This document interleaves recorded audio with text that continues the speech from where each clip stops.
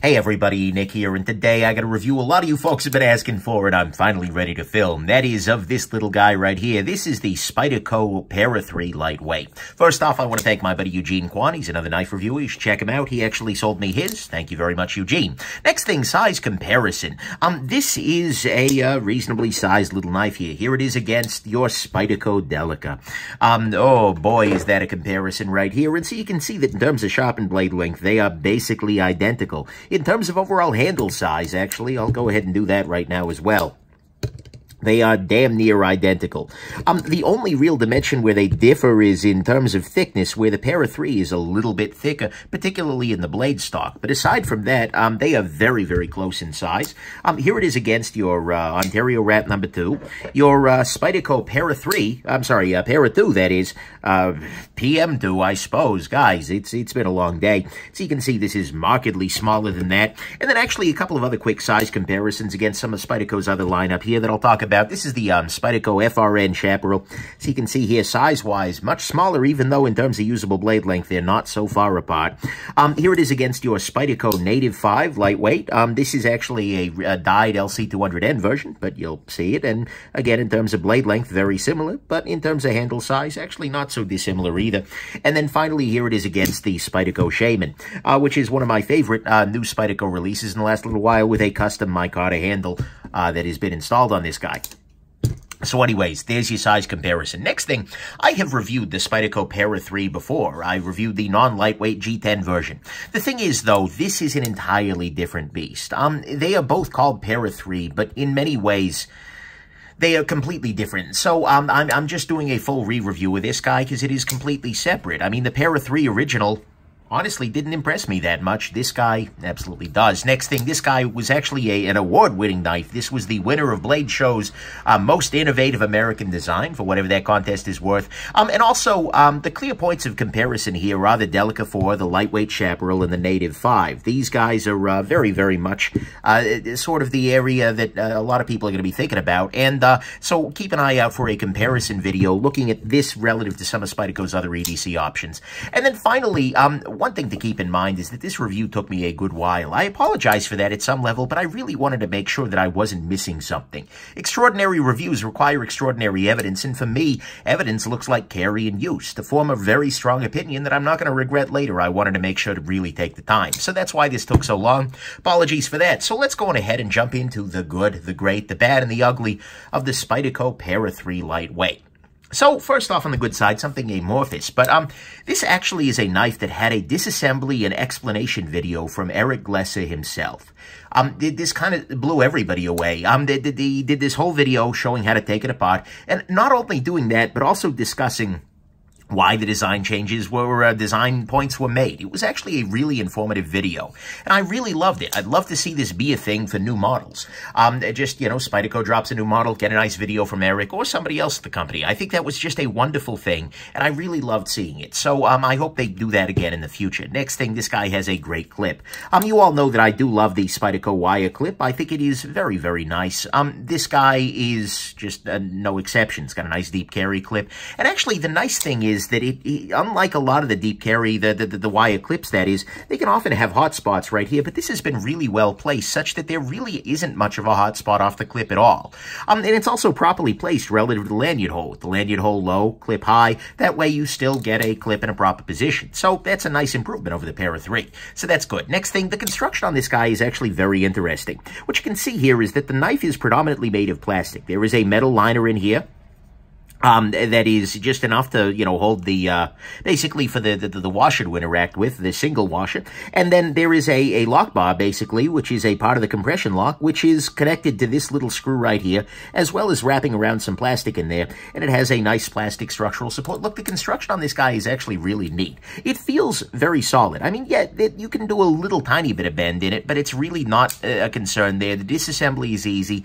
This is a very, very nicely constructed knife. I imagine imagine it wasn't straightforward to do a compression lock in a plastic knife, and they've done it, and they've done it in a way that feels very compelling. This doesn't feel cheapy. It doesn't feel, you know, easily breakable or anything like that. I mean, I'm sure you could, in theory, break it if you wanted to, but you could do that to anything. So I really like the construction on this guy a lot. Next thing, this is a Golden-made knife. As you can see here, this is Golden, Colorado, USA, Earth.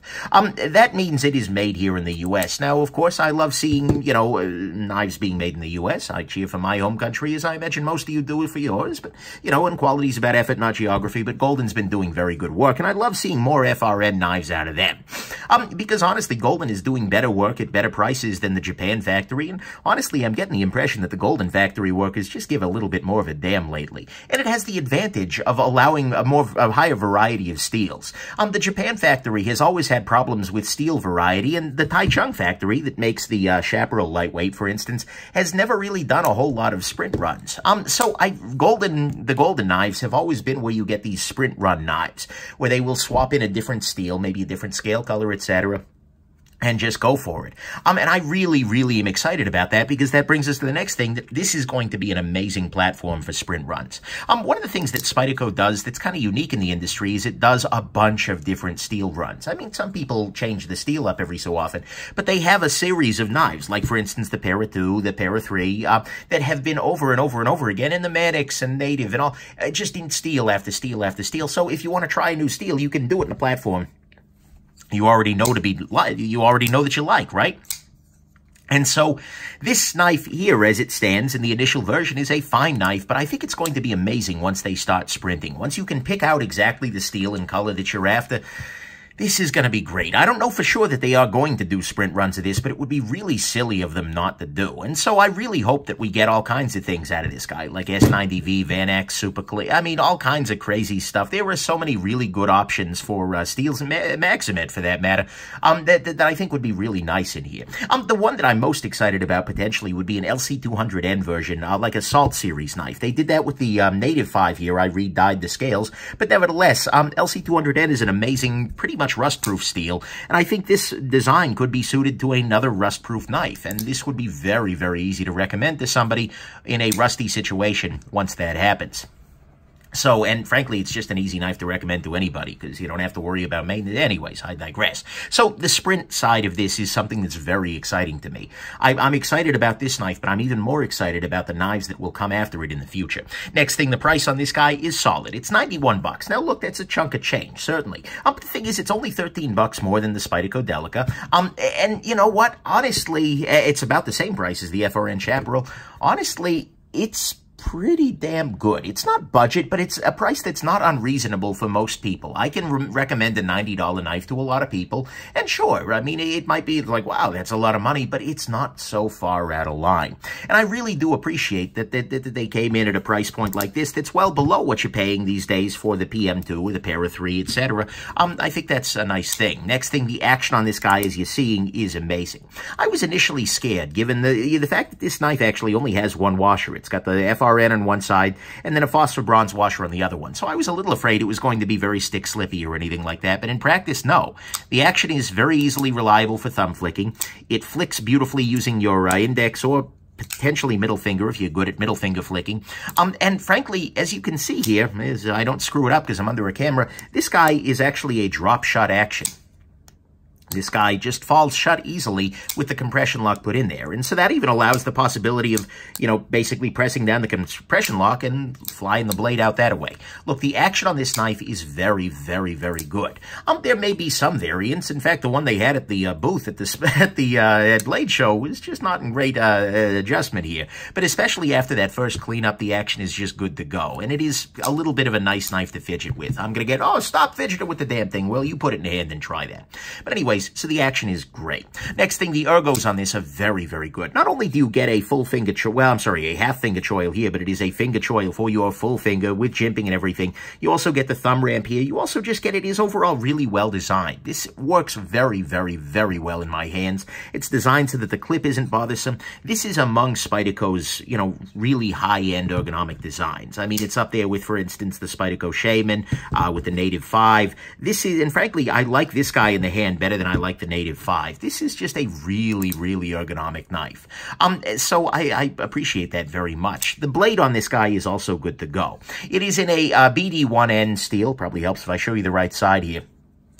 This is a steel that's maybe a little less familiar to some folks in the knife world, but my buddy Pete did some testing, found it in his experience. It performed someplace in the vicinity of S30V and LC200N. It's not the, oh my god, top-of-the-line performer, but it's quite solid, and it's also very corrosion-resistant. So it's a pretty solid choice, and Spyderco seems to feel like that steel is underrated, so I'll be interested to see it out and getting more use in the world. They've shipped it on other knives before, but it is also very importantly thin behind the edge. Although the blade stock is a little bit thick, it comes down to a relatively thin edge, which is a beautiful thing, and means this guy cuts very, very effectively. This was never a knife that when I was carrying it, I felt like I didn't have a great cutting tool on me, and so, and believe it or not, that can be a thing these days. So this is a very, very good blade, which is very nicely suited to actually, you know, cutting things. Then finally, on the good side, this thing is, well, lightweight. This really shouldn't shock anybody, given that the name of it literally contains the word lightweight. But we are coming in here at 2.42 ounces for about 3 inches, uncontroversially under 3 inches, but about 3 inches of blade. So it's less than an ounce an inch, which makes this guy, well, lightweight. And that is a beautiful thing. I can attest that this guy, when you carry it, just sort of disappears. It's a little bit wider in the pocket, especially down toward the bottom part there, but at the same time, you know what? It works really well. So, to me at least, that all of that is the good, is that it's lightweight, it has a very nice blade with great ergos, good action, a good price. There is potential for all kinds of sprints, and hopefully a salt version of this guy. It is made in the Golden Factory, has very nice construction, a great clip that is properly placed, and even has a smooth area, by the way, for the clip to land on, so that you can get this in and out of your pocket very nicely. That's a nice little idea. And it came with a disassembly and explanation video that is way better than the ones I would make. So, to me, that's the good. On the great side, you know, I actually went back and forth a lot on what I was going to put there, because there are things like the blade is great, the ergonomics are great, the sprint, etc. I debated long and hard, but eventually what I settled on is the fact that this knife here is the Spydercoiest Spyderco ever. I know those aren't words, but you understood them. Hey, magic. But anyways, this is Spyderco distilling everything I think that they do best into one single knife. They have the flexibility of steels. They have a very thin edge. They have the American manufacturing. They have great ergonomics, decent price, a super lightweight knife with a compression lock and a wire clip. They have merged together some of their strongest strengths, and they put them all into this guy right here. And the fact that they have done all of these things before, I mean, at some level, this knife feels very derivative based on their prior product line. It's like, okay, well, this part from the Delica, or the Native, maybe, you know, this part from the Para3, oh, this part from all the other compression lock, oh, yeah, the wire clip we've seen. But the thing is, the fact that this is combining all of those other great features of other knives has allowed this guy to be a hit out of the park, rather than having some kind of a fatal flaw in one of those domains. There is really nothing that this knife does really, really badly, and I think that's because they are just building on their strengths and playing to them, and that is really excellent. So to me, at least, that's what's great, is that this is the Spydercoiest Spyderco ever, because they are doing exactly the things that they are best at in this piece, and that's great. On the bad side, there are some negatives here. One of the things that Eric actually says in his disassembly video is that the G10 blades will not necessarily work in the lightweight. He doesn't seem to rule it out, but he says that you might get play or something like that.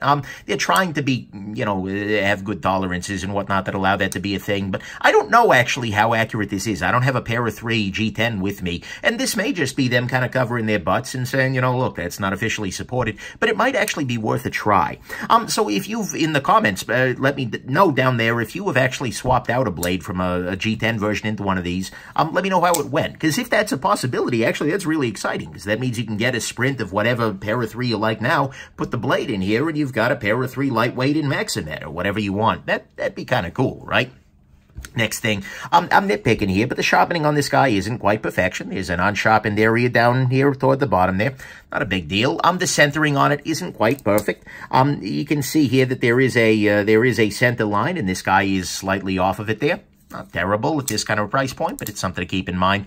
This is not quite as ambidextrous as a backlock. With a backlock, a righty and a lefty truly have exactly the same experience. Here you can mount the clip to either side, but accessing the compression lock is a little bit different for a lefty than for a righty. I gather it's fine for lefties, but still something to keep in mind. Next thing, if you do a very slow roll out here, some people apparently get pinched by the lock, where the lock swims over there. For me, in my particular hands, that is just not an issue at all. And most of the time, practically speaking, as I'm carrying this guy, I just flick it open. I think that's really the best way to do this at this point, because it's just so well designed for it. But at the same time, you know, that could be a factor. And if you don't like the being pinched, the compression lock might be a little bit of a problem for you. Try it in hand. Next thing, this is definitely not as space efficient as some of the other knives from Spyderco. Like I said, the big one here is the Shabazz. The FRN Chaparral is so freaking efficient because, see, look, I mean, in terms of blade length, in terms of sharpened length, we are off by like 1/8 of an inch, maybe more, I don't know. But either way, we are off by a very small margin, yet in terms of folded size, the Chaparral is much smaller. This guy fits neatly within the footprint of the Para3, so if you are looking for the thinnest, smallest knife in the pocket, this is not going to be the choice. That's a little bit of a downside here. Next thing, relative to the Spyderco Delica, as well as the Para3, as well as the Para2, I believe, you have lost the ability to carry the knife to carry the knife tip down. I don't particularly see this as a problem, because really. But at the same time, that is definitely no longer an option there, and that might bug some people. Then finally, on the bad side, the one thing that I kind of dislike about this guy is that they dialed up the blade stock thickness fairly substantially. And as a result, it is slightly thicker behind the edge in some places, I think, than the Delica. It's kind of difficult to measure this, you know, in any objective way, even with calipers, because, like, what exactly? But the thing is, the blade stock is definitely thicker, so that means if you're cutting through something like a hard self foam or an apple or something like that, this is going to be a little wedgier. Mind you, they both cut very well. That's kind of Spyderco's game, but nevertheless, I do kind of wish that they had gone with a thinner blade. However, I wish that they'd gone with a thinner blade just in the entire Para3 line, frankly. I think that'd be a nice CQI sort of thing. But, you know, given that they wanted to maintain blade compatibility, I guess it makes sense there. So, to me at least, that's what's bad, is that although the thickness behind the edge is fine, the thicker stock doesn't quite do it for me. You've lost tip-down carry if you care. It's not as space-efficient as some of their knives. Some folks are getting pinched by the lock. It's not quite as ambidextrous as a backlock. Centering on this particular model isn't perfect. The sharpening was not perfection. And G10 blades do not necessarily work in the lightweight, although it seems like there's a very real possibility that some might. On the ugly front, there's nothing ugly here, so let's go ahead and jump into the final conclusion. So, this knife, it was kind of weird in its announcement, because the sentiment that I kind of got from the community when this dropped was like, oh yeah, makes sense. Because in some ways, this knife feels very incremental. It feels like a natural evolution. This dropped, and then it was immediately a thing that honestly kind of felt like it should have been there all along, right? Seeing this on the table, it's just like, oh yeah, that makes a lot of sense, right? Oh yeah, cool. They did the Delica thing in the pair.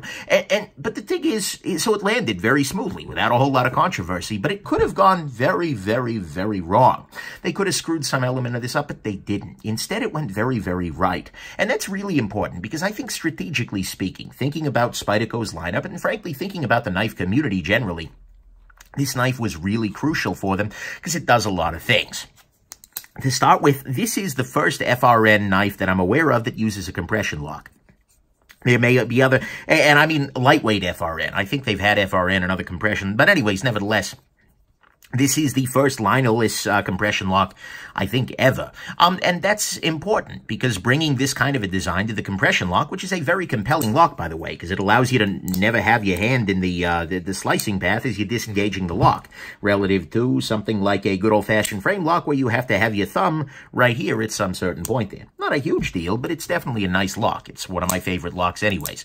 They've also made, finally, a USA-made budget compression lock, putting their very best lock in more hands. They have brought a lightweight option to the Para3 Sprint game. The Para3 Sprint series is great. I lust after some of the steels they're dropping, but I just didn't care for the Para3 because it was kind of bulky, it was kind of heavy, it just didn't really do it for me. So this gives me the option to pick up some of those steels in a more compelling option. And, you know, honestly, the Native 5, although it's a great knife, never seems like it's gotten quite as much sprint love as the Para2 and Para3s have. And so that's great. It clears the way for a Para3 lightweight salt version, which will be absolutely a game changer. That will be very, very easy to recommend to roughly anybody without any real sense of what they're facing, because LC200N is a great all-arounder, and a knife that is completely resistant to corrosion, well, that's a pro for a lot of folks. It's filling a hole that decreasing value, poor steel choices, and quality control questions in their Seki factory is kind of left open. You know, I love the Delica very deeply, but, you know, the price has been rising without any, well, certainly with no positive change in quality and perhaps going the other way. And so this really makes it feel like Golden is maybe stepping up to fill that little hole there. And honestly, like I said, this does all of the things that Spyderco does best. I mean, sure, Spyderco makes some nice, fancy titanium frame locks. The Pison, the Drunken, they're nice knives, 100%. They make some okay flippers, although, you know, there are still some areas of struggle. But lightweight cutting machines with a hole in the blade, a compression lock, this is where they can beat everybody else. This is what Spyderco can do that I don't know that any of the other companies out there can do right now.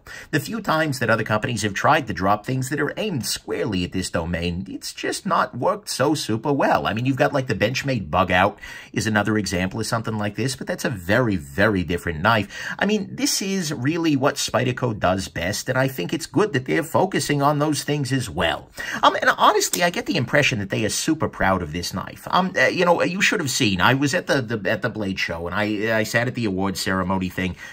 Obviously, I didn't win anything, but I got the opportunity to go have a free dinner. Hey, no argument there. But anyways, this won that most innovative American design, and you should have seen the freaking look on Eric's face and at the Spyderco table. They are so freaking proud of this knife. It's clear to me, at least from that this is kind of his baby. And he sees the importance of both the model and the success that this knife is. You know, I can see that bringing him joy. But all of that is very big picture stuff. I think this is a crucially important knife for Spyderco. And I think this marks kind of a very exciting expansion of their lineup, even though it feels at some level derivative and evolutionary. This is actually a very exciting change in my estimation. But the knife itself, putting all that aside, is a damn good knife. It has solid build and action, has great ergonomics, a very good price, a great blade, a great weight, or lack of weight, I suppose, and it's got huge potential for sprints and variants, and a very nice overall design. I mean, sure, it's got some things. You know, it's got a lock that can pinch a little bit. It's not the most space-efficient thing ever. The stock is a little thicker than I think a lot of folks are going to need. Thing is, those things aren't huge issues. I feel at some level that I'm probably coming off like a fanboy in this, but the thing is, this is why it took me so damn long to film this review, is because I kept feeling like this is amazing. This is a easy contender for Knife of the Year. And there were people who disagree. My buddy Tony over at Gear Geeks Live, at Everyday Commentary, also on Gear Geeks Live, he has a review of it in which he doesn't really see it the way I do, and I respect it. If you want a contrasting opinion, you should read his, because I think it's well thought out, although I think I disagree. I clearly disagree. But nevertheless, it took me a long time to make sure that this actually was, in a lot of carry, as good as I think it is. And I think it is really, really, really good. On the whole, this knife to me is an easy, shining freaking gem. And it is strong competition within Spyderco's lineup. I think this shakes things up a little bit, because this is the very best Para3 ever. I'm sorry, I didn't care for the G10 version. I like this guy a lot. To me, this is the Para3, and the other one is, that's its own little affair. This is also a very solid alternative to the Native 5 Lightweight. I mean, they're different in a lot of ways. They're very different knives, but I would say in terms of effectiveness and excellence, they're about equal. And, you know, folks who want a nicer action, who want, you know, any backlock is never going to be fidgety. And for a lot of folks, that is definitely a situation, by the way, aftermarket clip. But nevertheless, this is definitely a fidgety knife. It's definitely got an action that's a little bit nicer. And I think this offers a very compelling alternative. This is also the Delica 5. Look, they didn't say it that way. I don't know that they believe that, but I sure do. Yes, it's a different knife in a lot of ways. The stock is thicker, different lock, bit more pricey, at least until the next Japan price hike. But I really cannot see a situation at this point. You guys know that I freaking love the Delica. I think this is an amazing knife, but honestly, I don't know of a time I would recommend the Delica over this guy or the FRN Chaparral. Between these two knives, I'm sorry, little guy, but your time has come. And if you drop a Para3 Lightweight Skinny, the Delica is completely and totally done. But I just feel like at this point, this is everything I kind of wanted out of a Delica 5 right there, and it's just there you go. That's nice. This is also now going to be my go-to kind of first Spyderco. If somebody says, you know, hey, I want to buy a Spyderco, what should I recommend? This is probably the one I'm going to send them to if they want something a little bit more on the budget end of things. It's just a really nice choice. Frankly, I'm probably going to end up giving a lot of these guys as gifts because I think, especially once a salt model lands, that is going to be, you know, completely good to go for pretty much anybody, even if they don't really give it any care. It's going to be a really compelling option. So I really highly will recommend this. So, like I said, I know this is a very positive review, and yeah, but it really is a very good knife. It is absolutely and totally a gem. It is a very strong contender for Knife of the Year under $100. Somebody please come in and knock this out of the situation, because that'll be amazing. But this is a really good knife. It's a great strategic step forward for Spyderco in my estimation. And I'm really enthusiastic about the future that this guy is portending, if you will. So well done, Eric. Well done, Sal. Well done, Spyderco team. Keep up the good work, and now get sprinting, damn it. So there you go. I hope this review was a heavyweight in your decision-making process, and that you have yourselves just an absolutely wonderful rest of your day. Bye now.